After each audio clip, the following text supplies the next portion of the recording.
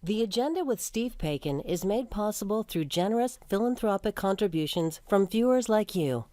Thank you for supporting TVO's journalism. Bookings for peak summer are going fast. Can tourism in Ontario boom enough this year to make up for the past 2 years of pandemic bust? We're looking at that. Also, as people fan out across the province in search of green spaces and blue skies, we'll ask whether we need more parkland or to make better use of what we've got already. It's Tuesday, June the 7th, and that's ahead on the agenda.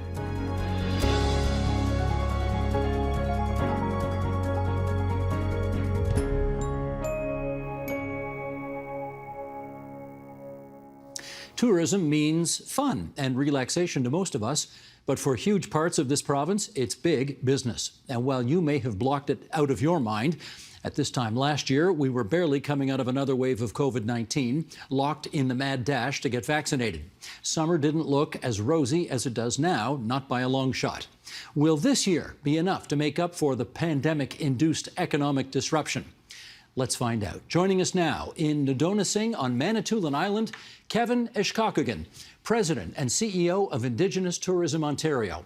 In Niagara-on-the-Lake, Ontario, Lord Mayor Betty DeZero.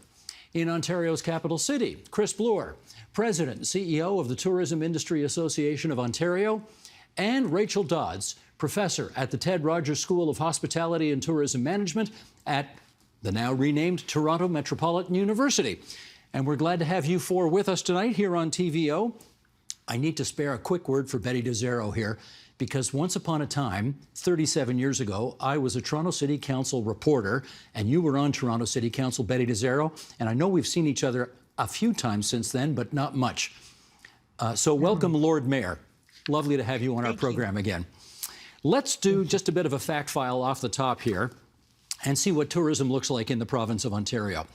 It matters a lot. The GDP for tourism in Ontario is $36.8 billion a year, making it more than 4% of the provincial GDP. Tourism employment, 396,000 people make their living at this. That's more than 5% of provincial employment.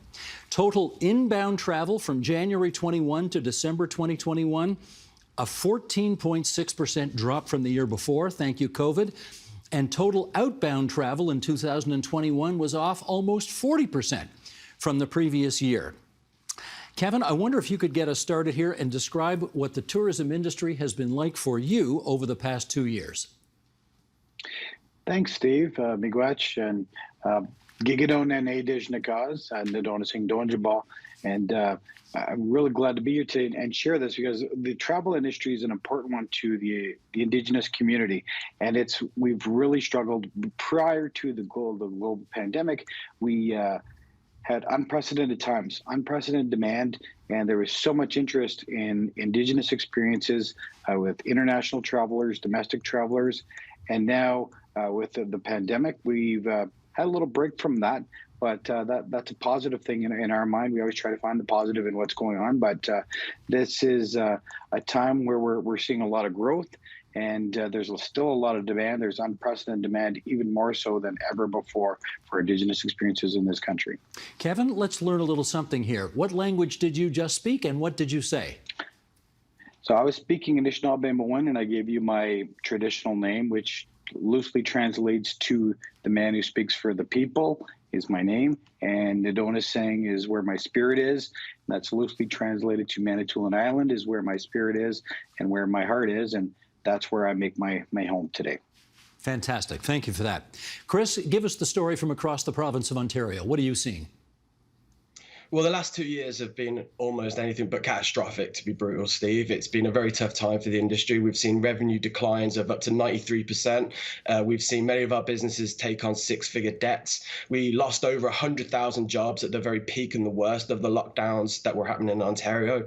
So it's been a very, very difficult time, and it's only really thanks to the innovation and the collaboration with government that we've been able to keep the majority of our industry afloat during the last 2 years. And that's why we're so excited about the next summer and the next year or two, because we really need to try and make up for lost time that we've suffered over this pandemic period.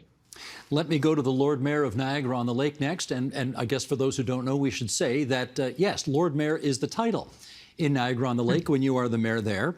And, you know, when you think tourism in this province, Niagara-on-the-Lake is one of the places we all think of. What's it been like there during the pandemic? Well, during the pandemic, it was our tourism industry is the largest economic driver we have for Niagara-on-the-Lake. So, you know, 80–90% of our employees are in the tourism sector, either in wineries, the Shaw, shops, tours, accommodation, and they suffered tremendously during the 2 years of COVID. Some things we were trying to assist in terms of, you know, waiving fees that they have to pay. The patios were a great help to some of the restaurants. The hotels were allowed to stay open, but getting staff was very difficult, and some chose just to close because of the precautions with the pandemic. So a lot of people in our economy suffered, and this summer will be the telltale in terms of them trying to recover from the last 2 years. I also just wanted to say that the government subsidies were also a great help as well, but nothing, helps more than having people come into shops and come to visit. And let me do a quick follow-up with you. Can you tell, now that COVID thankfully is not as fatal today as it was over the past 2 years, have things started to come back? In Niagara-on-the-Lake, yes.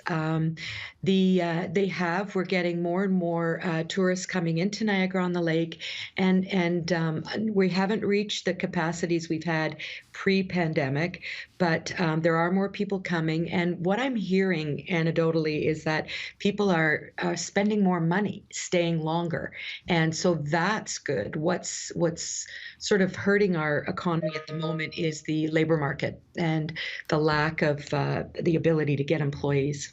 All right, Rachel Dodds, you obviously study this for a living. Tell us what you've noticed over the past couple of years in terms of tourism province-wide.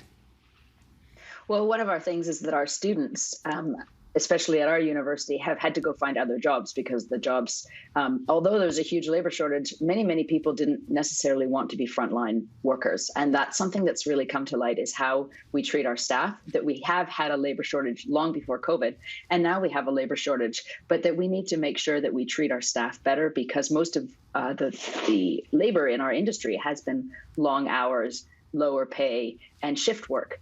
And the COVID pandemic really highlighted the fact that we might not always want to do that kind of a job. So we need to. That's been a positive, I think, and a negative.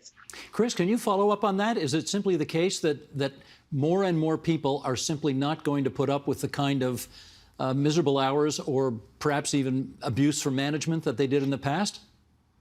Steve, there's obviously good employers and there's bad employers in all industries, but Rachel's absolutely right. This was a problem that existed well before any of us knew about where Wuhan in China was. But one of the things that we've definitely seen during the pandemic at its worst is that people need to pay their mortgages. They need to pay their rent. They need to put food on the table. And when sometimes the province was closing businesses, or opening businesses, should I say, on a Friday, and then closing them again on Monday, there was no consistency for people. And so obviously people went to find work that meant that they could put food on the table. And so that, unfortunately, is a problem you're going to have in an industry which is so reliant on people being close to each other, experiencing new experiences, getting out and travel. And those challenges that those frontline staff that Rachel mentioned faced during this pandemic were extreme. We were asking people for vaccine certificates. We were asking people to go 6 feet apart. We were asking people if everyone in their party had had a vaccination. So there were huge challenges put on staff. And I'm not surprised to see that not all of them have returned back to our industry.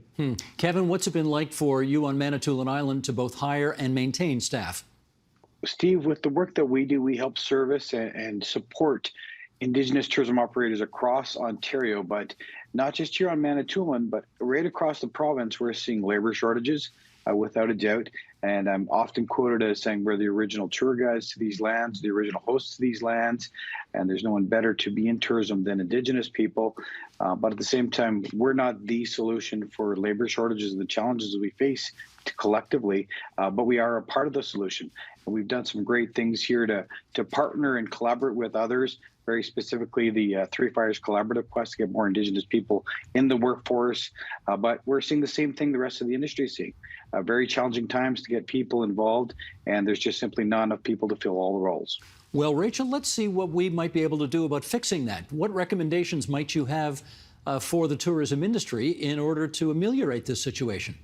Well, one thing, I think we could do a number of things, but one thing I think we really need to focus on value rather than cost. Canada is expensive. Ontario is expensive. It's one of the reasons why so many of our residents, why we all go down south to escape the weather. So we need to really focus on what's different about Ontario, why we should stay, why we should travel. We also need to be really cognizant of over-tourism.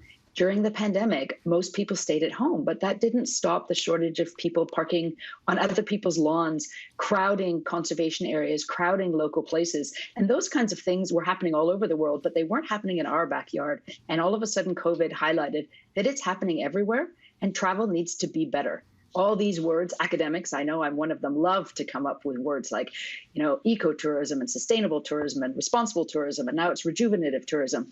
But at the end of the day, they all mean the same thing. We need to leave places better than we found them if we want to keep this industry for the long term. Well, Lord Mayor, you know the businesses in Niagara-on-the-Lake. Are they offering particularly new or different incentives in order to try to attract workers and keep them? Yes, they are. I won't go into the details of what they're doing, but in terms of salaries increasing, yes, they have been talking about increasing salaries and trying to figure out how transportation can work better. In Niagara-on-the-Lake, we have two issues here that Council is also trying to work on. One of them is housing is really expensive in Niagara-on-the-Lake, probably higher than a lot of other municipalities in Niagara region.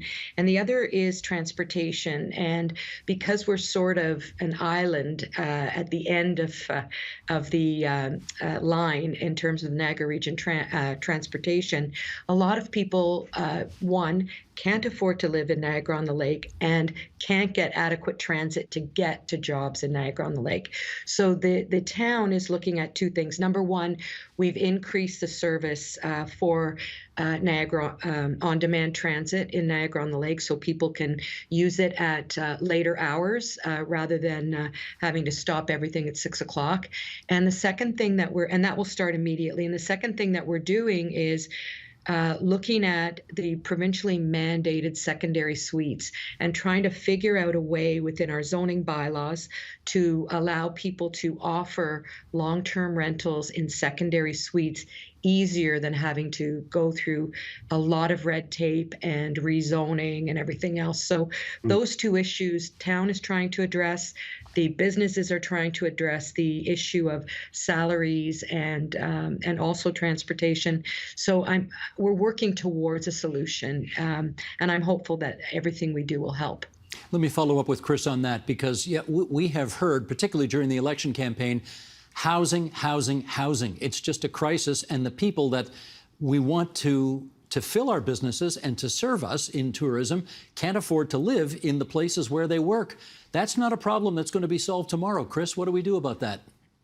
Well, it's a huge problem, Steve, and it's a problem, Steve, that is affecting the tourism industry across the globe, in Western Europe, Australia, everywhere. And there are some governments taking some decisive action, very high quotas of affordable housing in its housing planning, but also relocation costs, paying for people who they want to work in employment. In Australia, they're paying people to relocate into different provinces to work within the tourism industry. Italy has just passed a new piece of legislation that is giving people earning less than 35,000 euros free transportation. In Germany, they're setting aside rented accommodation for people who work in front of house jobs. There are active things that the government can do, but like the mayor said, we need long-term planning to make sure that we have affordable housing for many other people, just not just within the tourism industry.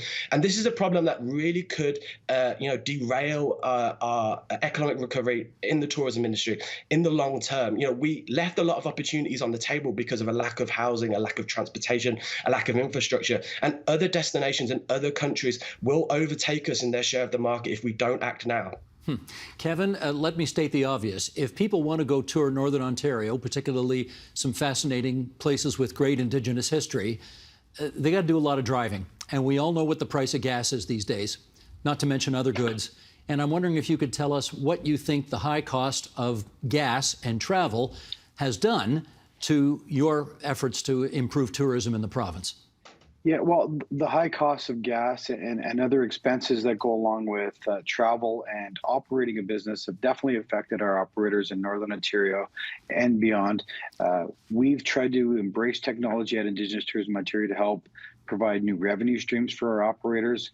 And we do things like virtual reality experiences, augmented reality experiences, but definitely like with the cost of gas for vehicles alone, you're going to see, and we are seeing it now, that although there's a pent-up demand, we're seeing a decline in the number of people traveling around, and a lot of the Indigenous communities are remote communities as well in Northern Ontario. So flying to these communities was challenging pre-pandemic. Pre the era that we're in terms of inflation.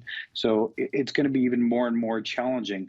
And in our role, we're trying to support the operators and the communities to embrace technology as best they can. So connectivity is a big item, but we all want to help them share their story on their terms and help educate other travelers and other Canadians, both domestically and all those international travelers as well. So we're feeling those effects as well, Steve, just like everybody else is. Betty DeZero, I don't know if this is a deal breaker, but a lot of people who don't drive electric vehicles drive to Niagara-on-the-Lake. And if you're driving from Toronto, I mean, that could be a tank of gas to get there and back, and that's $100, $120 these days. Have you heard people complaining about how expensive it is to get to your neck of the woods now? Yes, we have. Not a lot. I mean, people are complaining generally about the price of gas going up and what that's doing to even, people working in the tourism industry having to service. So it's coming from both sides. What we're trying to do now is work with the region to find or improve alternatives, like the connection to the GO train, like we're looking at other alternatives in terms of buses rather than cars, some type of water crossing. So we're looking at different ways that we can do much more community transportation rather than two people in a car all the time. Chris, can I get you on this? Because yes, COVID might be less of a factor today, but the price of gas and goods is more of a factor today. So how does it all work itself out?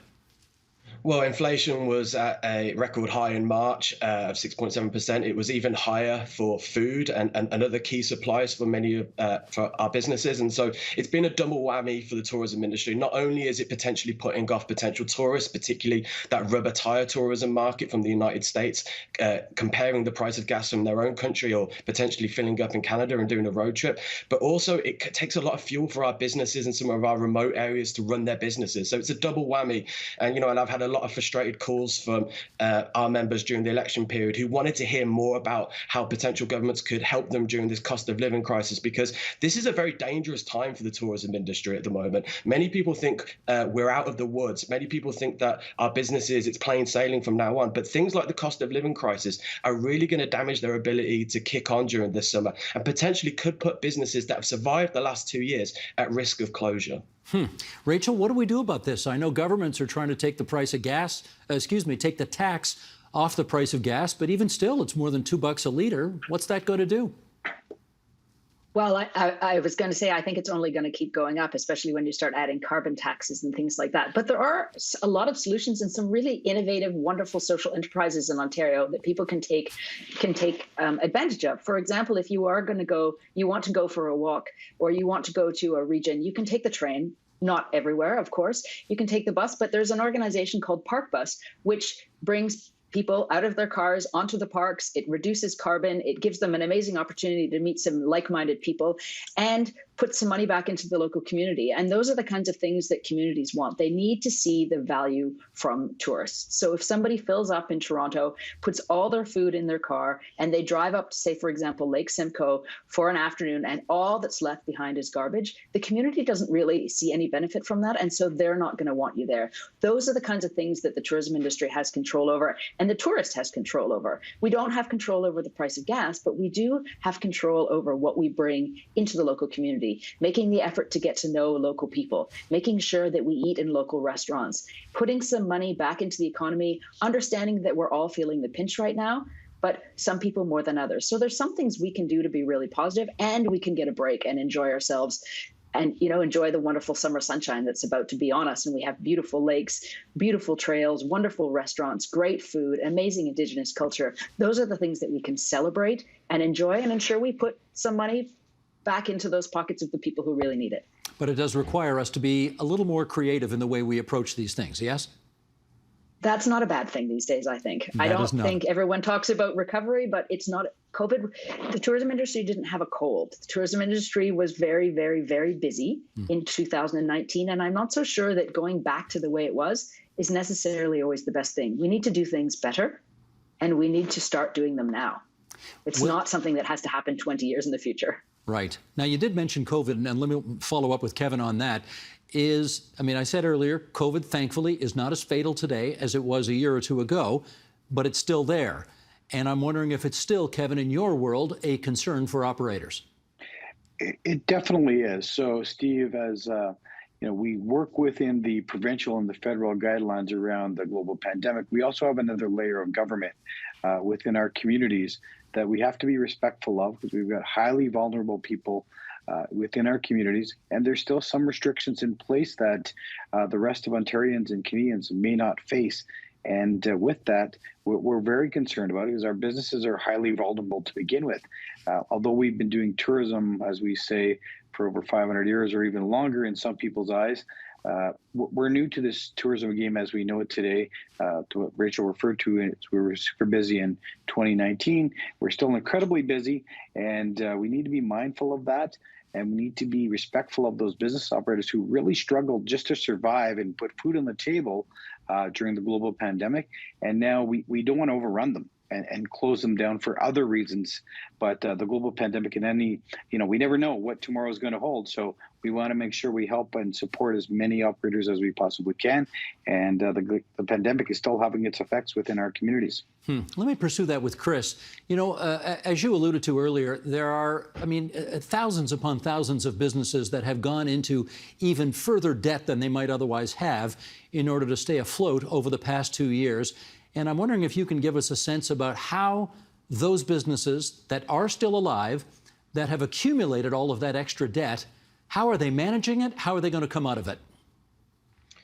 Well, Steve, they're managing it by making very difficult decisions on their own pay, about how many people they're hiring, about possible, ending potential expansion plans. The size of the debt that we're seeing on our members is unprecedented.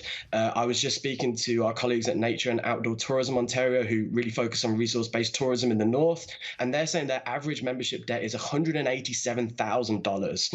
And so many people are making a decision right now. They're looking at some of the obstacles that still exist to travel. For instance, Americans still need to be double vaccinated to come over to Northern Ontario. That means 1 in 2 of their old clientele is still not eligible to come to their businesses. And so many of our Northern Ontario businesses are still at 1 in 4 of or 25% of the level of revenues that they were pre-COVID-19. So there are some still significant obstacles to travel that mean that our businesses aren't going to be recouping those revenues that many people would expect them to over the summer. So they're taking tough decisions, Steve. And one of the things we're working hard with the government at the moment on a regional and a national level is, let's try and forgive some of that debt that has been accumulated over the last 2.5 years. Some of that government debt at 4% could be forgiven at a higher rate or even written off. The best thing we could do to support our industry is to try and write off some of that debt and get rid of that millstone around their neck as they look to recover. And that's a set of conversations that's going on right now, and I think could be a big boost to the industry moving forward, so they can do things like Rachel has just suggested, invest in new technologies, invest in new ways of businesses, more sustainable and green functionality and technology. That money could be used to reimagine our industry within Ontario, not just simply rebuild it from pre-COVID. Betty DeZero, I wonder if there's anything the municipality can do to alleviate the burden of that $187,000 average debt that these small businesses are carrying. I know you need property tax revenue to pay for services, but is there anything the municipality is considering in that regard?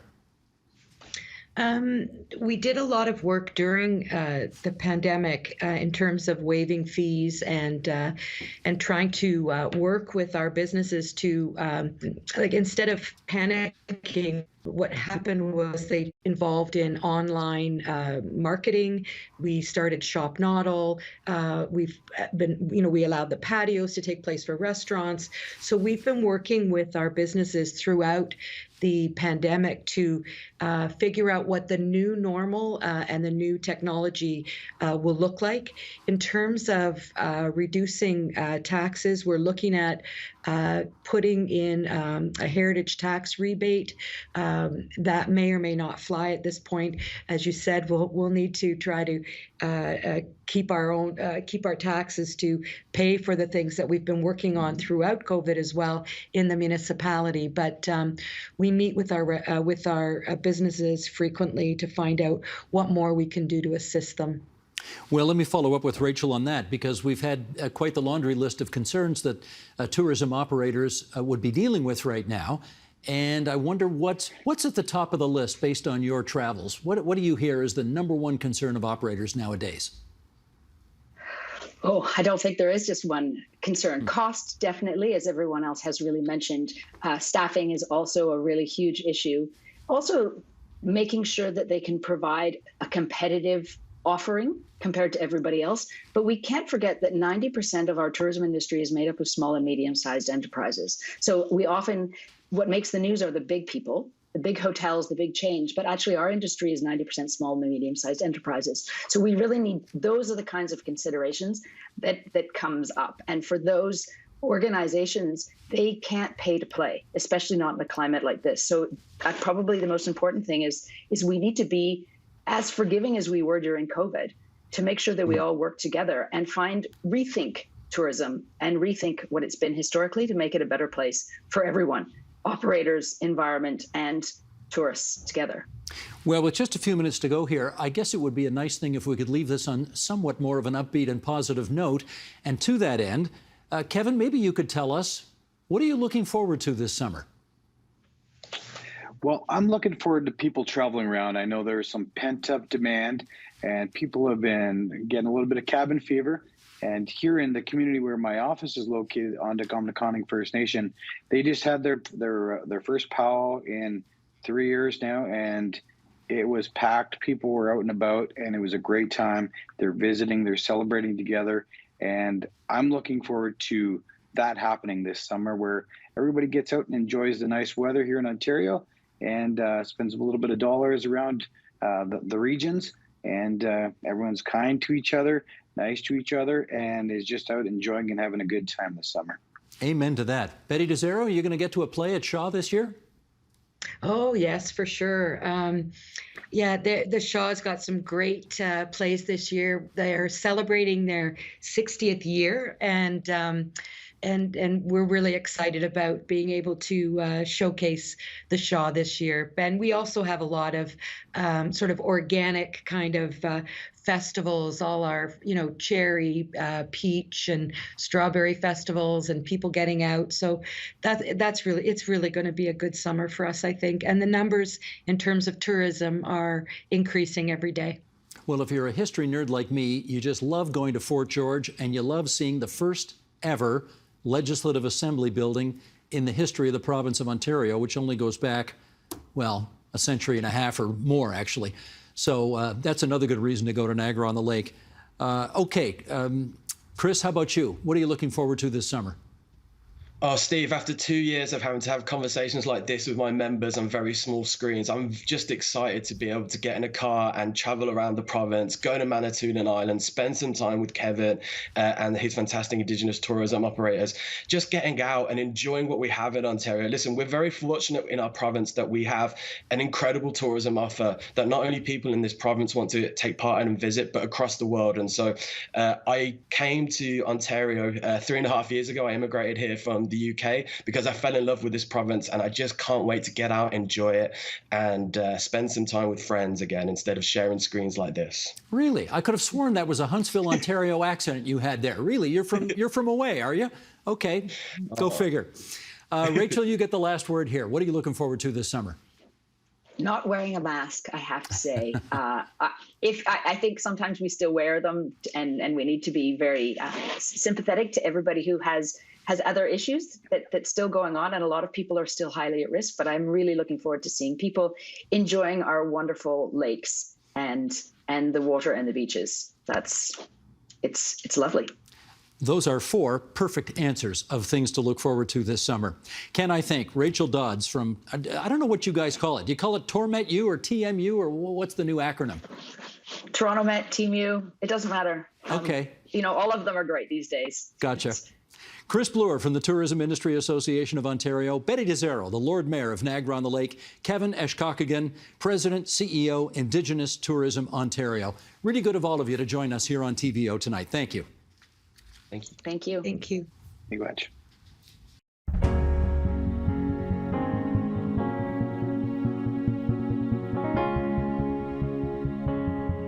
In the 2022 budget, the Ontario government promised to create a new provincial park. It was a surprise with few details attached. Now that the Tories have been re-elected and with the camping and hiking season about to hit full gear, it's time for a more substantial look at how well we're doing managing, using, and appreciating the vastness of this province's natural environment. So, with us to do that, let's welcome, in Thunder Bay, Ontario, on the traditional territory of Fort William First Nation, Lee Potvin, Assistant Professor and Director of Lakehead University's School of Outdoor Recreation, Parks and Tourism. In Barrie, Ontario, Gary Pritchard, CEO at 4 Directions of Conservation Consulting Services. And in the provincial capital, Daniela Puric-Mladenovic, Assistant Professor at the University of Toronto's John H. Daniels Faculty of Architecture, Landscape and Design. And we're delighted to have the 3 of you with us tonight here on TVO. Let's get into this. Gary, back to first principles here. Protected areas and green spaces are getting a lot of attention. This may seem obvious, but let's do this anyway. Why are they so important to our lives? From our Indigenous perspective, it's actually reconnecting to the landscape. Having places to go and reconnect with nature is incredibly important to our culture. So that's what we as Indigenous people have been campaigning for, is more parks to actually reconnect with the hard landscape of Southern Ontario. Lee Potvin, how would you answer that? I would say that parks have continued to be an important way for Ontarians to engage with the land. And also there are many, many Ontarians who are and continue to be unable to interact with the land because of the location of the parks and other access-related concerns. All the more reason to make them more accessible, I guess. Potentially. Potentially, okay. Daniela, how about you on that question? Why so important? I think it's just that we are discovering the nature, and it's the new way of life that we have to be close to the nature, and the cheapest way to be active and to protect the nature. That's the simplest answer. Gotcha. Well, we have some numbers here that we want to share with our audience. I'm sure you all know them, but here we go. There are more than 7.4 million hectares that span over 335 regulated provincial parks. That is part of the total provincial protected areas that equal more than 10 million hectares and make 9.4% of the province. There are almost 1.4 million hectares of nationally protected land in Ontario, and that makes up 1.3% of the province. Including privately protected areas, there's a total of almost 11.6 million hectares, making almost 11% of the province, almost 11%. Now, there are different categories here, and Gary, maybe you could take us through them. What's the difference between all of these different kinds of protected areas in the province? Well, there's several that we find very restrictive as Indigenous people, and maybe we'll start there and open it up to the rest of the group. But we find our ability to harvest and gather very restrictive in some of these types of protection through a non-Indigenous, more colonial lens. So some Ontario parks allow us to harvest. Some parks don't, and that's one of the things that we're trying to break down. And there's other effective means of conservation and that we're looking for through the park system and green spaces. But we need to actually break down some of these cultural barriers before we can actually start working collaboratively together to make more parks. Interesting. Okay, Lee, how about you? How would you sort of help us understand the different types of protected areas in the province? Yeah, and I really just want to say that I appreciate Gary's framing there. So my understanding, sort of roughly, is, the provincial parks system emerged in the 19th century with the founding of Algonquin Park, which actually has quite tied into it industry and industry's interests. So there was some interest from the logging industry in particular. And then there's the conservation areas, which tend to be tied to the protection of waterways. And as opposed to the provincial park system, which really got going after World War II, and so did the conservation areas. The conservation areas are daily use as opposed to overnight use. And of course, as Gary's highlighted, they have all of these restrictions around harvesting.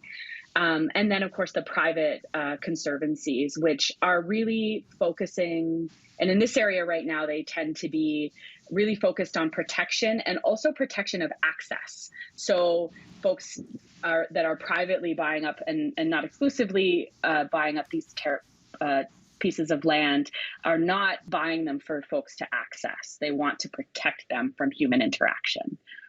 So that's my understanding. Right. Let me follow up with Daniela on I guess, the, 7 or 8 million people who live within an hour and a half's drive of where I'm sitting right now in southern Ontario. What's it like to try to find a park in this area? Exactly, and that's, when we distribute those 11%, we can see that there is not much in southern Ontario. Though we do have different type of conservation lands in southern Ontario, as my colleagues said, some of them are very much conservation. We don't want people in some of them for right reasons. But at the same time, we do have a pressure from the public, and I do think that many of them have no easy access to parks. If you don't count like a little puny urban parks, recreational parks are not there. Now that's funny. I've never heard them described that way before. Little puny urban parks. Yeah. They don't count, eh? Exactly, and I did that on purpose because I don't want to use any scientific terms for that because as an example, you look at Mississauga, and there are little woodlots surrounded by urban development, and which is doesn't provide any large opportunity for walking and recreation. Toronto, it's a fortunate one because it has ravine systems that are leading somewhere. But if you look at other urban areas, it's little woodlots that we pretend we save them from development, but in fact, they are not. And they are not functional Now, for recreation. Lee, you're about a 20 to 24-hour drive north of where I am right now. So the assumption, of course, for those of us who live south of the French River is that there are just vast amounts of green spaces and parks for you where you are. Is that, in fact, the case? Yeah, I mean, that is the case. There are quite a few, not only provincial parks, but, urban parks and recreation areas around Thunder Bay, around Fort William First Nations territory. Some of those are underutilized. Some of them are not. I would say that a huge barrier for us here is access, as I highlighted in the beginning. So unless you have access to a car and the lifestyle that affords a weekend or a long weekend, then you are unable to access a lot of these spaces. And I just wanted to pick up on something Daniela said about urban green spaces. There's a report that just came out about race and nature in the city in particular, and the interests of urban youth and their access to park spaces.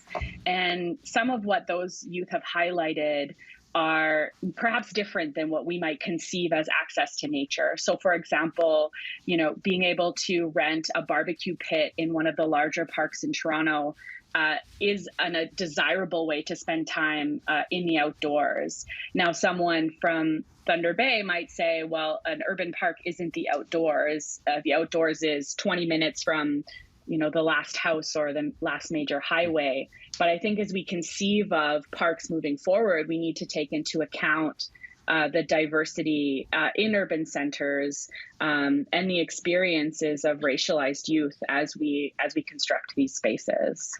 Gary, how about for you in Central Ontario? How much? Well, it is interesting, right?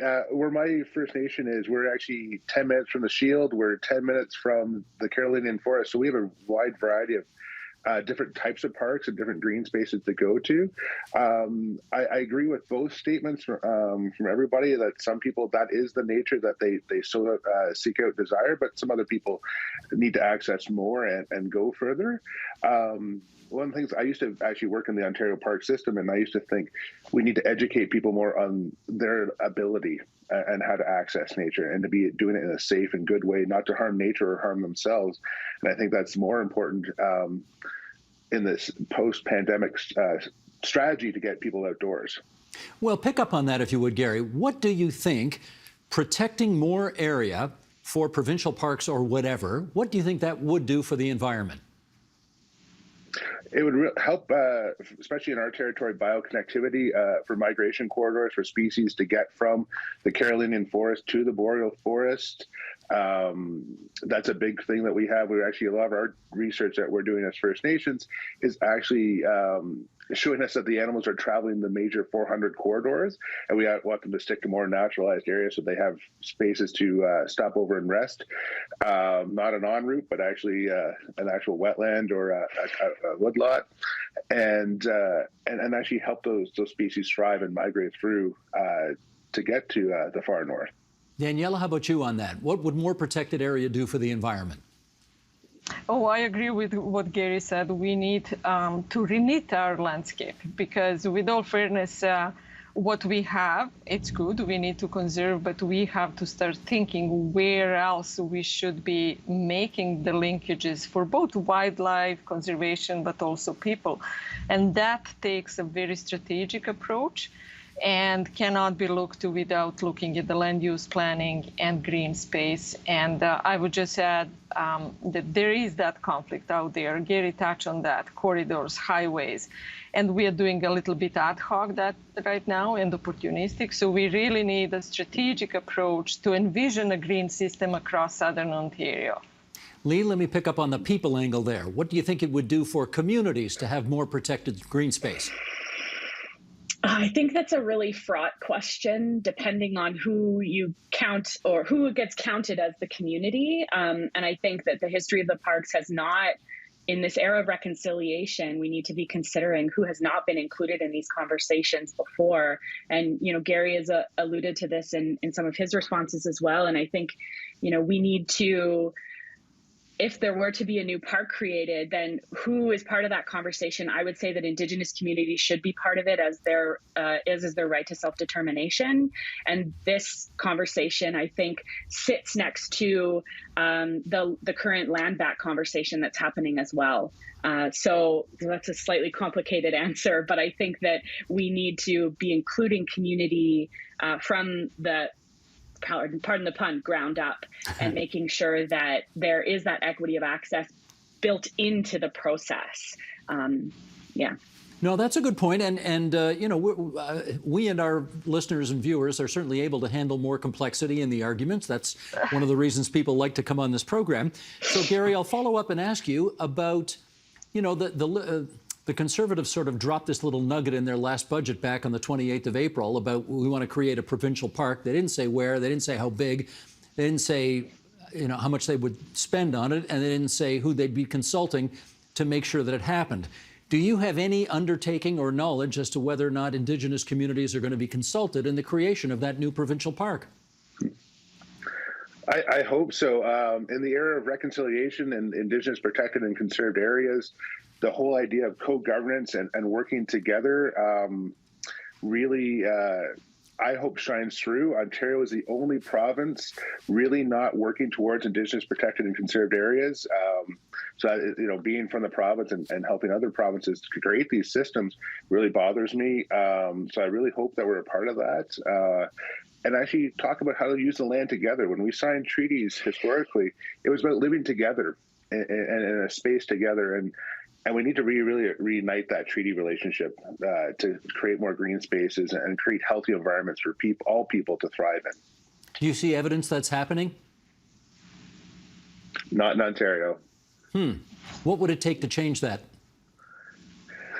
Oh, that's a hard one. I would like to see people come to us as Indigenous people as equals and not be so afraid. When I meet with a lot of conservation groups who want to create these spaces and these spaces of reconciliation and these spaces of co-governance, they already have a predetermined mindset of what they want in that space before meeting with us. So they come to us with still a bunch of restrictions, a bunch of you can't do this, you can't do that. And I'm like, that's not a meaningful space to start off of. And I actually usually bite back and say, well, because of settler land use and poor urban planning, we're in this situation of green space recovery and not really promoting bioconnectivity, but actually salvaging green spaces. And that's one of the things that I struggle with, being from a First Nations person from Southern Ontario. Lee, could you follow up on that? If the government, I don't know who the next Indigenous Affairs Minister is going to be. I don't know who the next Environment and/or Parks Minister is going to be. But whoever that person is, if they wanted to engage in an effective set of negotiations with the people who need to be consulted on the creation of a new park, what should that look like? Yeah, I mean, that is, I think, the question that everyone in the country is asking as we grapple with this notion of true reconciliation. And I'm not sure that I have the perfect answer, but I think it starts with going beyond the government's duty to consult. We know that's built into the process, but the duty to consult can sometimes look like checking some ticky boxes. And as Gary's highlighted, it isn't necessarily authentic engagement with communities. And so I think it would look like starting with those communities and trying to create a vision together rather than dictating what the government's vision should look like and how everyone else should sort of fit into that, which has historically been the case. And the park system itself is often, some of the parks are on lands that were previously, acquired by the government as part of the colonial project. So, thinking about Nays Provincial Park, which was a prisoner of war camp in World War II, or Ipperwash, which is, has a lot of really sordid history. So I think it means meaningful engagement and sincere engagement from the very beginning. And I think, not to be too cynical, but I think the fact that this nugget was dropped in an election campaign causes me to have some question mark in my head about the authenticity of this promise. No, that's fair enough. And but Daniela, I'll get you to pick up the story from this end. I've seen this kind of process work. And many people won't believe this, but I think the government of Ontario that protected more green space than any other in history was Mike Harris's government back in the 1990s with Lands for Life. And essentially, they got all the forestry people and they got all the environmentalists and they locked them in the room and the minister simply said, you guys figure it out and I'm good with whatever you guys decide. And they came to an understanding and they did something beautiful. Now that could happen again, could it not, that process? Yeah, and you are right. That's a strange thing that conservative government did quite a bit in terms of parks and protected areas. I'll just pick up on what Gary said about urban development and the pressure, and that with all fairness, all of us live on this land, and consultation versus engagement are completely two different things. Engagement, it's putting people at the table, all of us that live on this land. And I would have to say that we as, Western society, we have a long way to learn from Indigenous community, respect for the land. We don't have that. And I think we just have to be honest and have everyone at the table and learn why do we value what we have. And some things are just because they're part of us. And if we start doing it that way, what do we envision as a society for this land? And I mainly talk about Southern Ontario because I do hope that park, with due respect, any park, it's a good park, that it's not going to be other one in up north or the land that it's not good for anything else. But let's say, okay, let's build the park. What about the Greenbelt area, southwestern Ontario, where we have a huge pressure from development? And we may have to plan that park. And that's a new concept that we should start thinking. It's not just an opportunity to protect something and we walk away, but it's envisioning and admitting that we need to build and restore the landscape, maybe through parks, maybe through other means of land conservation. Do you have any idea, Daniela, where that new provincial park might be located? I have no idea. I just know that the green belt and all of these areas that are hot topic for development. I don't expect it to be there, to be honest. I do hope it will be something there, but I don't know. Lee, I don't know if you have a wish list, but if they came to you and said, where should we create the next provincial park in the province of Ontario, where would you throw your dart on the map? I mean, I have the opposite response of Daniela, which is that I don't think it would be created in the north, because for a variety of reasons. There are a number of parks. The population of Ontario is largely clustered, in Southern Ontario. I'm not saying these are good reasons, but I think that these are reasons. And I do think access is a huge issue. So I don't know if I would go wholeheartedly into a new park project. I think that I would go back to those fundamental questions of who is this serving? What is the purpose? Who is involved? And should we be putting our efforts into increasing accessibility through, public regional transportation to get people to parks that already exist that they're unable to access? Gary, if you had a seat at the table with whoever the cabinet minister is that's going to make this call, where would you tell them to put it? Yeah, I would love something in Southern Ontario for several reasons. One, about connecting people to nature. That's a big thing that I do. I'm also a wildlife photographer besides a biologist, and I like people to see nature for the beauty that it is. But the other piece is actually access. A lot of people aren't mentally coping with the stresses of the pandemic, and their connectivity to nature would be fantastic if they can get to a park.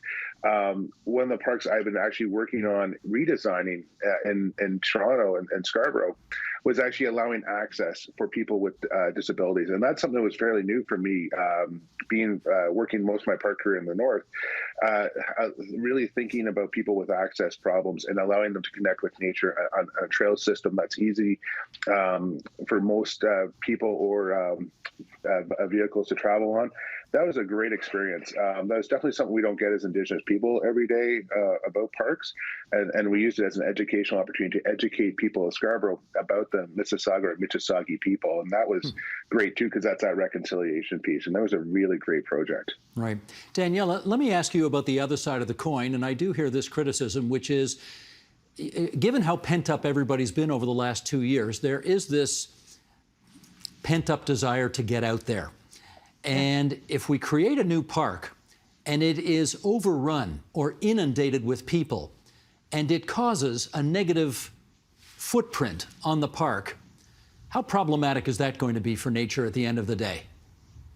Oh, it's a huge problem. It's already a problem in many of urban parks. They're overrun by people because people need green space, but and then we see all the changes in terms of invasive species, pressure, disturbance, like a million examples from the past 2 years, and that's where a really strategic. And when I say planning, I'm thinking about conservation planning across the landscape needs to be done, where we have to decide what's the carrying capacity of the park. And we have to be clever how we design, by designing the system of trails where you take people maybe away from those valuable spaces, you give them other means and other spaces that they can use. So it's not just saying, okay, we left this on the landscape, go and run it. It has to be really carefully planned and designed. And as Gary said, obviously we are starting to address accessibility issue. At the same time, we have examples like species at risk. We are overrun by invasive species. So it's really a complex complex issue that it's not either or, but it's constantly finding the balance and adapting along the way, meaning really, really careful, strategic, spatial planning. for these parks. Well, I did warn the three of you that the time would fly by, and it has. I'm down to my last 30 seconds here, and Lee, I'll put it to you.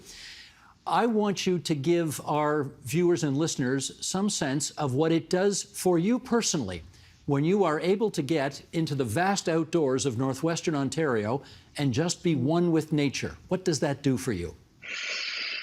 Well, I have young children, and so it's really nice to be able to take my family out. It brings everyone's energy level down and up at the same time. So it's calming and it's invigorating. And I think in this particular moment in our history where we're tied into screens all the time, it's really nice to have that opportunity to share that experience with my kids and with my partner. So well described. Can I thank all of our guests for coming onto the agenda tonight? Lee Potvin, the Assistant Professor and Director of the School of Outdoor Recreation, Parks and Tourism at Lakehead University, all the way up in Thunder Bay, Ontario. Gary Pritchard, the CEO of Four Directions, who's come to us from Barrie, Ontario. Daniela Puric-Mladenovic, Assistant Professor, John H. Daniels, Faculty of Architecture, Landscape and Design at the University of Toronto. A pleasure having all three of you on our program tonight. And yes, I wish for all of you a chance to get out to the great outdoors as the summer approaches and enjoy the beautiful green space this province has to offer. Thanks, everyone. Thank you. thank you. Yep. Thank you. Miigwech. Thank you. And keep it right here on TVO or check out any of our streaming platforms for the documentary The Long Weekend, coming up right after this program. It follows some first-time backcountry campers as they journey from the city to the wilds of Algonquin Park. You can also find it on tvo.org at your leisure. And that is the agenda for Tuesday, June the 7th, 2022. Tomorrow, we've got a little magic for you. Literally, we'll sit down with magician Savio Joseph on what it takes to make people believe. Also, Nam Kiwanuka talks to award-winning cartoonist and illustrator Fiona Smith on her new book and summer exhibitions. I'm Steve Paikin. Thanks for watching TVO, for joining us online at tvo.org, and we'll see you again tomorrow. The Agenda with Steve Paikin is made possible through generous philanthropic contributions from viewers like you. Thank you for supporting TVO's journalism.